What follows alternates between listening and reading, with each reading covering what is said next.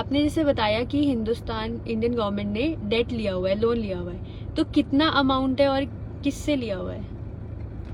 पहले तो नमस्कार है, जय हिंद है। देखो, इंडियन गवर्नमेंट का जो लोन है, आइडली इसको हम किस नजर से देखते हैं, वो नजरिया तभी समझ आएगा जब हमें पता लगेगा कि इसके अंदर इंडियन गवर्नमेंट कहां कहां से लोन ले सकती है। तो जो इंडियन गवर्नमेंट या किसी भी देश की सेंट्रल गवर्नमेंट जब लोन लेती है तो उसको हम नेशनल डेब्ट बोलते हैं, नेशनल डेट या गवर्नमेंट डेट।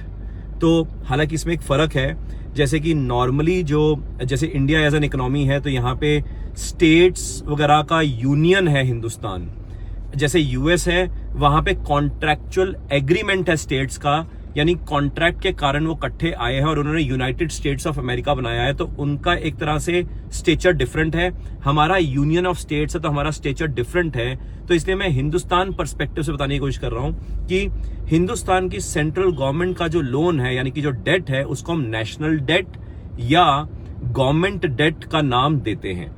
अब इसी में हिंदुस्तान का यानी कि नेशनल डेट या गवर्नमेंट डेट जो है वो अंदाजन $2.5 ट्रिलियन के करीब है और $2.5 ट्रिलियन में मेजरली कई चंक्स हैं और इसको हम आने वाले वीडियोस में समझने की कोशिश करेंगे। मगर फिलहाल ये सवाल आपका अच्छा है कि हमने किसको देना है। तो मेजरली जो हमें ज्यादा कंसर्न रहना चाहिए वो ये है कि इंडियन गवर्नमेंट का एक्सटर्नल डेट कितना है, यानी कि बाहर वाले कंट्रीज के प्रति कितना है। वो अंदाजन $620 बिलियन की फिगर है। 31 मार्च 2023 तक की फिगर मैं बताने की कोशिश कर रहा हूं, तक की मतलब as on 31 March 2023 Indian government ने एक्सटर्नल डेट अंदाजन $620 बिलियन का करीब देना है।